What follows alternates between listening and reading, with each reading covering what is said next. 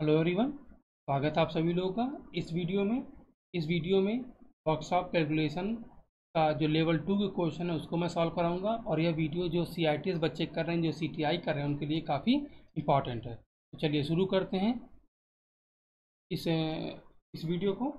तो इसमें पहला जो क्वेश्चन है वो कह रहा है the pitch of screw jack is 1 millimetre, length of the handle is 1 metre. Mechanical advantage के बारे में पूछा गया है। तो ये आपका देख सकते हैं, ये क्या आपका स्क्रू जैक है। स्क्रू जैक में ये हमारा भार है, ये हमारा हैंडल है,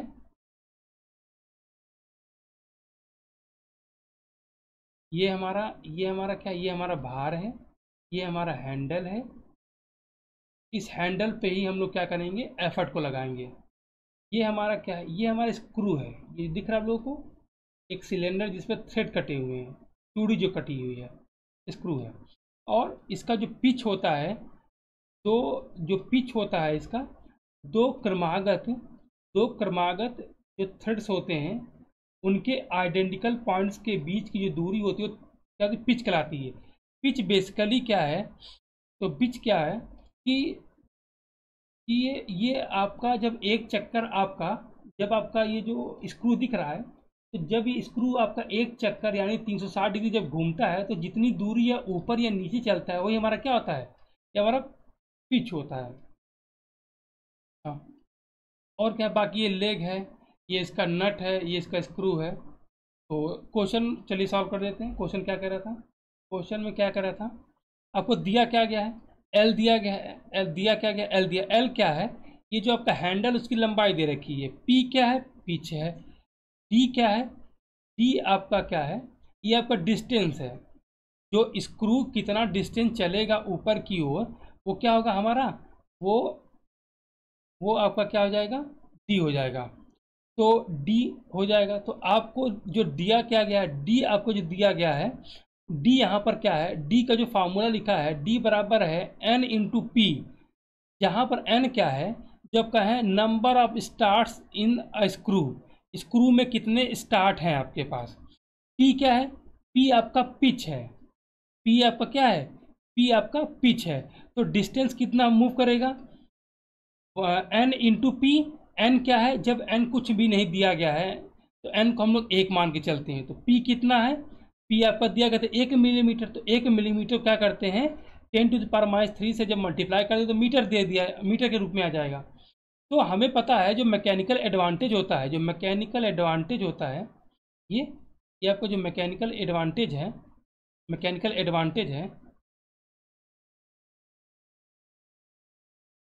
जो आपका मैकेनिकल एडवांटेज है,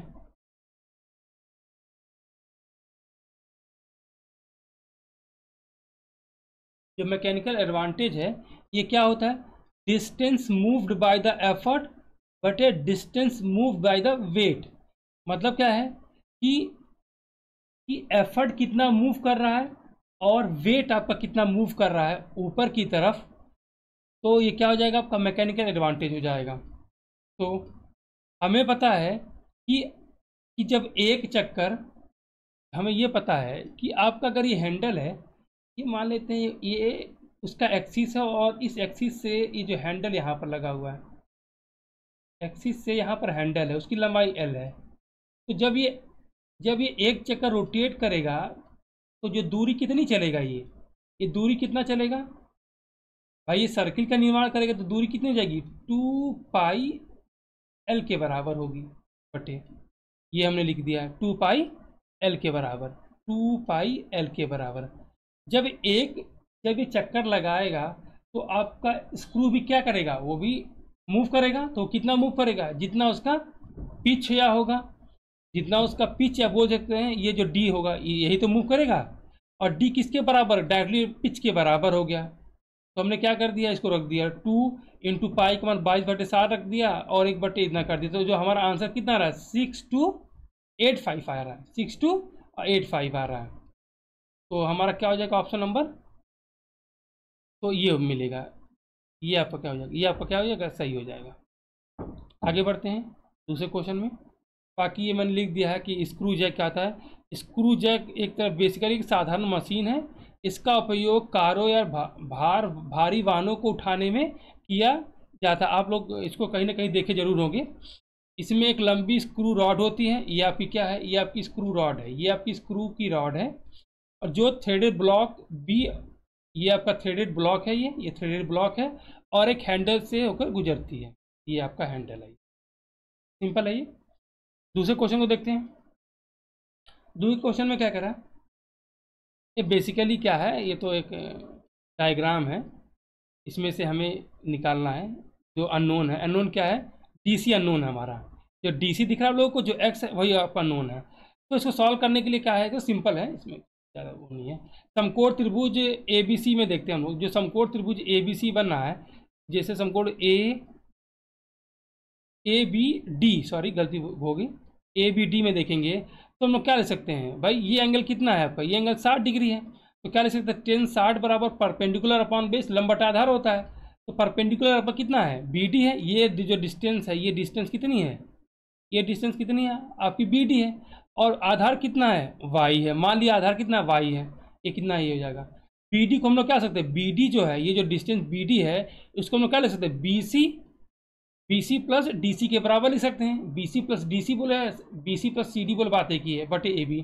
ये हमारा क्या आ जाएगा, इसको जो सॉल्व करेंगे तो आपको हमको पता है कि यहाँ पर दे रखा है इसने, BC कितना दे रखा है, 100 रखा है, 100 रख दिया, प्लस x कर दिया, CD तो दिया ही गया x, इसी को निकालना हमें, बटे y। ये इसको क्या कर, इसको इक्वेशन नंबर 1 पुट कर लेते हैं, मान लेते हैं। अब क्या करते हैं, समकोण त्रिभुज ABC को देखते हैं। जो समकोण त्रिभुज हमारा कौन सा है, ABC, ये है, ये समकोण त्रिभुज है ABC, ये हमारा क्या है, समकोण त्रिभुज है ABC, ये समकोण त्रिभुज है ABC। तो इसमें क्या लिख सकते हैं, 1045 बराबर क्या लिख सकते हैं, लंब बटे आधार। तो BC बटे AB लिख सकते हैं, BC बटे AB लिख सकते हैं, ठीक है, BC बटे AB लिख सकते हैं। यहाँ देखिए BC बटे AB है, ये लिख दिया। और हमें पता है कि 1045 का जो मान होता है 1 के बराबर होता है। तो क्या हमें पता चलेगा, BC बराबर AB के हो जाएगा। और हमें ये भी पता है कि जो हमारा BC है वो 100 के बराबर है। तो जब BC 100 के बराबर है और AB बराबर BC के है, तो क्या हो जाएगा, AB बराबर कितना हो जाएगा, 100 के बराबर हो जाएगा। अब इक्वेशन 1 से देखते हैं। इक्वेशन 1 में देखें तो 1060 का जो मान होता है वो sin 60 बाई cos 60 लिख सकते हैं। तो ये कितना है, √3 के बराबर आएगा। या फिर आप, अगर आपको याद होगा तो 1060 का मान क्या रख सकते हैं, डायरेक्टली √3 रख सकते हैं। √3 रखने के बाद हमने क्या कर दिया है, ये 1060 और ये इक्वेशन 1 में किसके बराबर था, 100 प्लस एक्स बटे y के बराबर था। और y हमें पता चल गया कितना है, 100 है, क्योंकि y के बराबर कितने, AB है, और AB हमने 100 निकाल लिया है। जब इसको सॉल्व करेंगे आगे पीछे पक्षांतर करने के बाद, तो हमारा क्या निकल के आ जाएगा, x बराबर कितना आ जाएगा, 73.2 निकल के आएगा। तो आपका ऑप्शन कौन सा हो जाएगा, 73.2, ये आपका राइट आंसर हो जाएगा। सिंपल है ये, हाई स्कूल या फिर हाई स्कूल भी ना बोले, 8th क्लास का है ये। आगे देखते हैं। आगे देखिए, ये थोड़ा क्वेश्चन ठीक ठाक है। कह रहा 200 kg block falls from height of 3 metre on a metallic piece.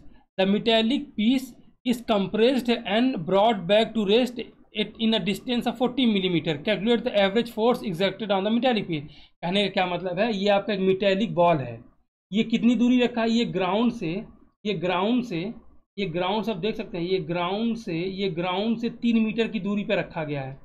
Ground ना बोल करके एक मेटेलिक प्लेट है, ये मेटेलिक प्लेट है। इस मेटेलिक प्लेट से रखा गया है, ये मेटेलिक प्लेट है आपका, क्या ये आपका मेटेलिक प्लेट है। मेटेलिक प्लेट से 3 मीटर ऊपर दूरी पर रखा गया है। अब इसको यहाँ से रिलीज करते हैं हम लोग, क्या करते हैं, यहाँ से रिलीज करते हैं। जब रिलीज करते हैं तो ये मेटेलिक प्लेट पर आके टकराता है, और जब ये टकराता है तो क्या कर देता है, इस मेटेलिक प्लेट में 40 मिलीमीटर अंदर जाके धंसता है और रुक जाता है, यही कहा गया इसने। तो हमें पता है, इसको सॉल्व करने के लिए हम लोग क्या करते हैं, ऊर्जा संरक्षण को लगा सकते हैं। कहने का मतलब है, जितनी एनर्जी बॉल के पास अभी होगी वो बाद में भी होगी। तो मान लेते हैं कि ये हमारा रिफरेंस हो गया और ये h हाइट पर रखा गया, मतलब 3 मीटर की दूरी पर रखा गया है। तो हमें पता है कितना हो जाएगा, ये mgh इसके पास एनर्जी होगी। आपने इसको पढ़ा होगा, इसको बोलते पोटेंशियल एनर्जी बोलते हैं। ये क्या होता है आपका, ये जो होता है ये आपका क्या होता है, ये पोटेंशियल एनर्जी होता है। तो क्या बोलते हैं हम लोग, पोटेंशियल एनर्जी या फिर स्थितिज ऊर्जा बोलते हैं। और हमें पता है यही एनर्जी तो कन्वर्ट होगी यही एनर्जी तो क्या करेगा, इस ब्लॉक को दबाएगा, यही तो ये जो एनर्जी है इसके पास, इसी एनर्जी को लेकर के ही तो क्या करेगा, ये इसको दबाएगा। और न्यूटन के तीसरे नियम के हिसाब से every action has equal and opposite reaction, तो ये क्या करेगा, बॉल के ऊपर एक बल लगाएगा। जब ये बल लगाएगा तो आपको पता है ये बल लगाएगा तो ये क्या करेगा, ये जो दूरी 40 मिलीमीटर को 40 मिलीमीटर की दूरी क्या कर जाएगा, ये नीचे चला जाएगा। तो इसको जब सॉल्व करेंगे तो एम कितना, एम कितना 200 दिया गया है, जी का 9.8 रखा है, और हाइट कितनी है 3 मीटर दे रखी है, बट्टे 40 क्या है, 40 से कितना दूरी दबा हुआ है, ये दूरी कितनी दबी हुई 40 दिया गया है, लेकिन ये मिलीमीटर में है तो 100 से 10⁻³ से मल्टीप्लाई करेंगे किसमें आ जाएगा, मीटर में आ जाएगा, क्योंकि हमें पता है कि 1 मीटर में 1000 मिलीमीटर होते हैं, या फिर 1 मीटर में 10⁻³ मिलीमीटर होते हैं। तो क्या हो जाएगा, तो 1 मिलीमीटर में कितना हो जाएगा, 1 मिलीमीटर में कितना हो जाएगा आपका 1/10⁻³ मीटर हो जाएगा, या फिर कह सकते हैं 10⁻³ मिली है, एक ये हो गया, ये मीटर हो जाएगा। यही मैंने मल्टीप्लाई किया, सिंपल है, हाई स्कूल लेवल का ये। तो आप जब इसको सॉल्व करेंगे तो जो एफ़ का जो मान आ रहा है, जब इसको सॉल्व करेंगे तो एफ़ का जो मान कितना आ रहा है, एफ़ का मान आ रहा है 147,150 न्यूटन। तो ऑप्शन कौन सा है, ऑप्शन नंबर 1 हो जाएगा। आगे बढ़ते हैं, क्वेश्चन नंबर 4 पे चलते हैं। अब ये कह रहा है which of these is not an example of Newton third law. जो न्यूटन के बेसिकली 3 लॉ होते हैं, पहला, दूसरा, तीसरा। तो तीसरे लॉ का ये बोलता है कि every action has equal and opposite reaction, right, ये कहता है। तो a rocket leaving the earth, तो ये आपका क्या है, ये आपका सही है, ये न्यूटन के तीसरे नियम पे आधारित है। लेकिन हमें पूछा गया जो आधारित नहीं है, तो ये क्या हो जाएगा, हमारा गलत हो जाएगा। अब passenger travelling in a car leaning forward when brake applied है। यदि कोई पैसेंजर किसी कार में मूव करता है या किसी बस में मूव करता है, तो जैसे ही ब्रेक मूव करता है वो क्या हो जाता है, वो आगे मूव कर जाता है। तो ये क्या है आपका, ये आपका न्यूटन का तीसरा नियम नहीं है, ये न्यूटन का पहला नियम है, जिसको इनर्शिया या फिर जड़त्व का नियम बोलते हैं, जड़त्व का नियम बोलते हैं। तो ये आपका क्या हो जाएगा, ये आपका क्या होगा, यही आपका क्या है, न्यूटन का तीसरा नियम नहीं है, और आपसे यही पूछा गया, तो आपका क्या हो जाएगा सही। बाकी सब क्या है, ये सब आपके न्यूटन के तीसरे नियम पे आधारित है। तो आपका ऑप्शन कौन सा हो जाएगा, ऑप्शन नंबर 2 आपका क्या हो जाएगा, ये आपका सही हो जाएगा। आगे बढ़ते हैं, अब आगे बढ़ते हैं। Which among the metal has higher thermal coefficient of linear expansion. कहने का क्या मतलब है कि यदि किसी रॉड को, मेटेलिक रॉड को हम लोग क्या करते हैं, हीट कर देते हैं, तो उसकी लंबाई में वृद्धि हो जाता है, और जो प्रॉपर्टी होती, जो गुण होता है, उसको बोलते हैं हम लोग coefficient of linear thermal expansion. ठीक है, अगर कोई रॉड है मान लेते हैं, और इस रॉड की जो लंबाई है, मान लेते इस रॉड की जो लंबाई है L है, इस रॉड की लंबाई मान लेते हैं L है, और इसको हमने क्या किया, हीट कर दिया है। आपने क्या कर दिया, इसको हीट कर दिया है।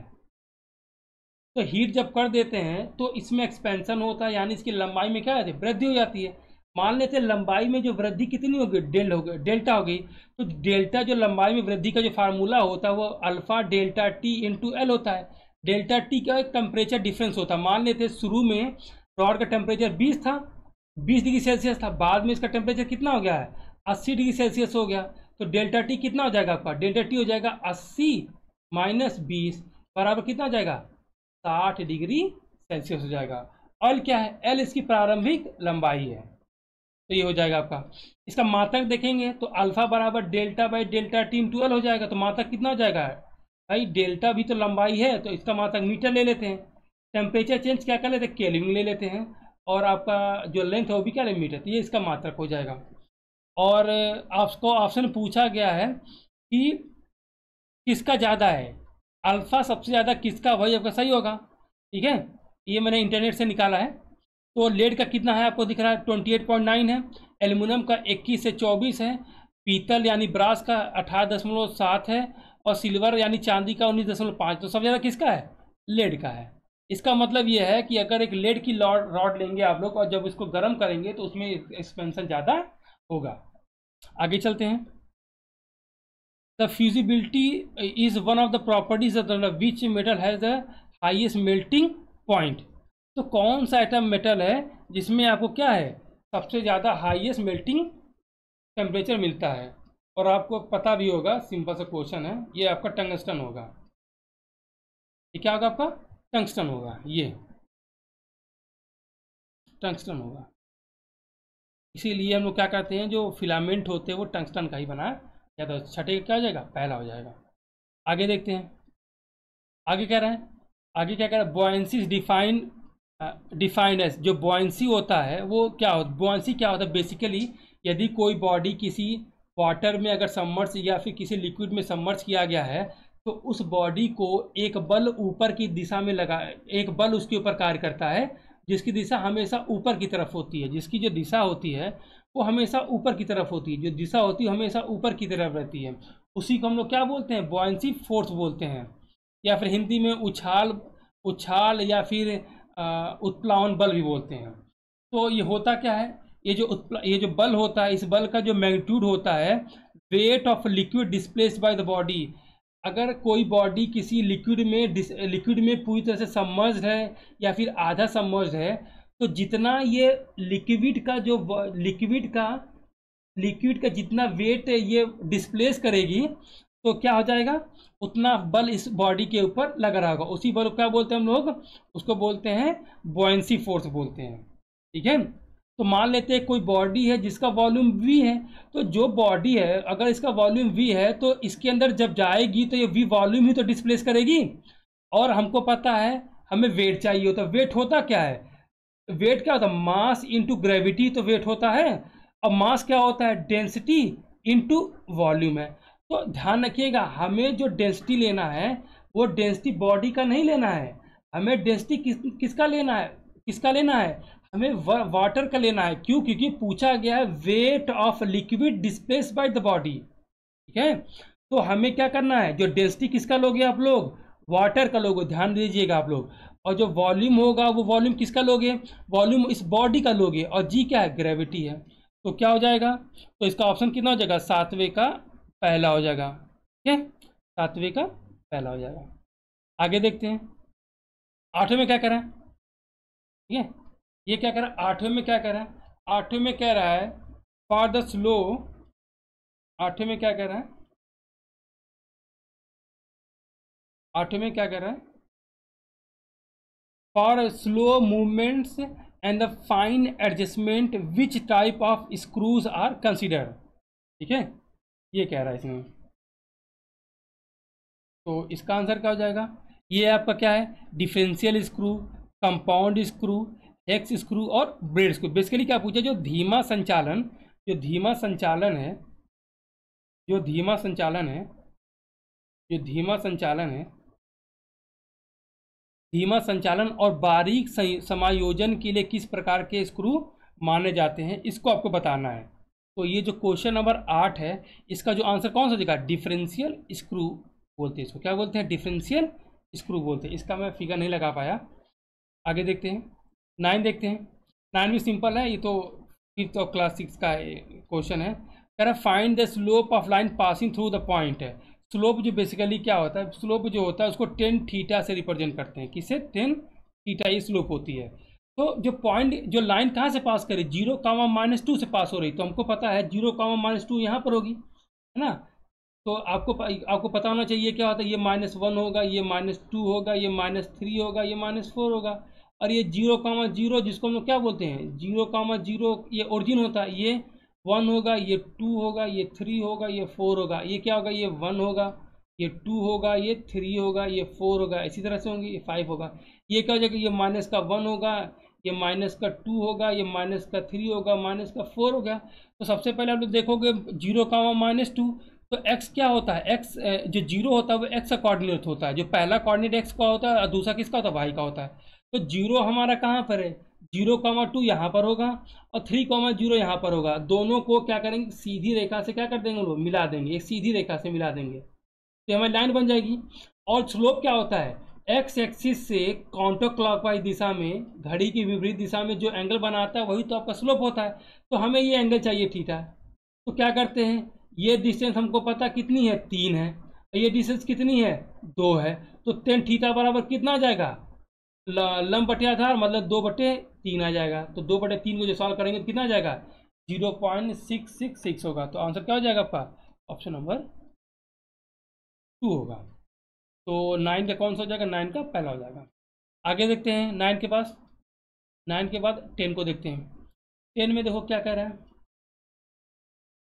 10 में क्या कह रहा है, 10 में कह रहा है अ यूनिफॉर्म, 10 में कह रहा है a uniform a wire of uniform thickness of 18 metre is drawn from a copper cylinder of length 8 centimetre और radius 1 centimetre. What is the thickness of the wire. कहने का मतलब है कि आपके पास ये सिलेंडर दे रखा है जिसका डायमीटर कितना है, 1 सेंटीमीटर है, और हाइट कितनी है, 8 सेंटीमीटर है। अब ये कह रहा है इसी से ही आप क्या कर रहे हो, इसी से ही आप लोग क्या कर रहे हो, एक वायर ड्रॉ कर रहे हो। क्या कर रहे हो, वायर ड्रॉ कर रहे हो जिसकी जो लंबाई है, मतलब ड्रॉ करने का मतलब वायर बना रहे हो आप लोग, जिसकी जो लंबाई कितनी है, 18 मीटर या फिर बोल सकते हैं 1800 सेंटीमीटर है। तो आपसे इसकी थिकनेस पूछा गया, थिकनेस क्या कह सकते हैं, इसका डायमीटर आपसे पूछा गया है। तो हमें पता है कि हमें भी पता है कि जितना, भाई जितना इसका मास होगा उतना मास इसी का होगा, ठीक है। और क्योंकि सेम दोनों का मटेरियल क्या है, दोनों का मटेरियल क्या है, सेम है। दोनों का मटेरियल सेम होने की वजह से डेंसिटी भी सेम होगी, डेंसिटी भी सेम होगी। अगर डेंसिटी सेम होगा तो दोनों का वॉल्यूम भी क्या होगा, सेम होगा। तो हम लोग क्या करते हैं, जो प्रारंभिक वाली जो आया था, जो प्रारंभिक वॉल्यूम था वो वो क्या हो गया, जो बनने वाले वॉल्यूम के बराबर हो जाएगा। तो हमको पता प्रारंभिक वॉल्यूम कितना होगा, ये वॉल्यूम कितना होगा, π/4 d² के बराबर होगा, ठीक है। माफ कीजिएगा, थोड़ा सा बैकग्राउंड में नॉइस आ रहा है, थोड़ा इलेक्शन चल रहा है, तो सब समझते हैं। तो हमें पता है कि इसका वॉल्यूम कितना होगा, π/4 d²h होगा। और जो नया वाला जो तार बनेगा उसका वॉल्यूम कितना होगा, π/4 d²h होगा। मान लेते हैं इसका जो वॉल्यूम कितना है, v डैश है, डायमीटर d डैश है, और हाइट कितना है, h डैश है। तो जब दोनों के वॉल्यूम को हम लोग क्या करते हैं, दोनों के वॉल्यूम को क्या करेंगे हम लोग, जब से इक्वेट करेंगे तो इसका जो वॉल्यूम आ रहा है, इसका जो वॉल्यूम कितना आ रहा है, जब इसको काटेंगे तो 2π आ रहा है, इसका वॉल्यूम कितना आ रहा है, 2π आ रहा है। और नए वाले का वॉल्यूम कितना आ रहा है, 1, ये आ रहा है 450 पाई इंटू डी डैश का स्क्वायर आ रहा है। डी डैश क्या है, ये इसकी थिकनेस है, या फिर थिकनेस बोल सकते हैं, या फिर इसकी डायमीटर, ये आपसे पूछा गया है। तो जब दोनों को हम लोग सॉल्व कर देंगे तो डायमीटर कितना आ जाएगा, आपको जो सॉल्व करेंगे तो 1/15 सेंटीमीटर आ जाएगा। तो यही हमसे पूछा गया था, तो कितना आ जाएगा, 1/15 सेंटीमीटर, 10वीं का आंसर हो जाएगा। आगे बढ़ते हैं, 11वीं पे आते हैं, ठीक है। Sine bar use to measure, जो ये आपको बेसिकली क्या है, साइन बार है। इससे हम लोग क्या करते हैं, बहुत ही प्रिसाइज अच्छी तरह से एंगल मेजर करते हैं। क्या करते हैं हम लोग, एंगल मेजर करते हैं। तो प्रिसाइज एंगुलर मेजरमेंट हो जाएगा ये मेजरमेंट एंड मेट्रोलॉजी का है, ठीक है। ये आपका डायल इंडिकेटर है, ठीक है। ये जो कंपोनेंट रखा गया है, ये जो कंपोनेंट है जिसका हमें क्या करना है, ये आपका कंपोनेंट है जिसका हॉरिजॉन्टल से कितना एंगल बना रहा है, ये आपको क्या करना है, मेजर करना है।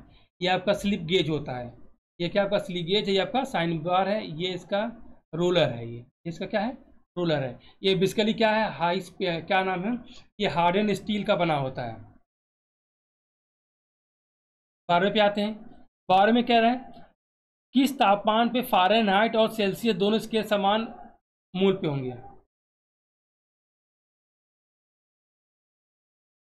चलिए इसको सॉल्व करते हैं हम लोग। तो क्या पूछा, किस तापमान पे फ़ारेनहाइट और सेल्सियस स्केल दोनों समान मूल बनाते हैं। तो हमें एक रिलेशन पता होना चाहिए, F बराबर होता है 9/5 इंटू C+32 होता है।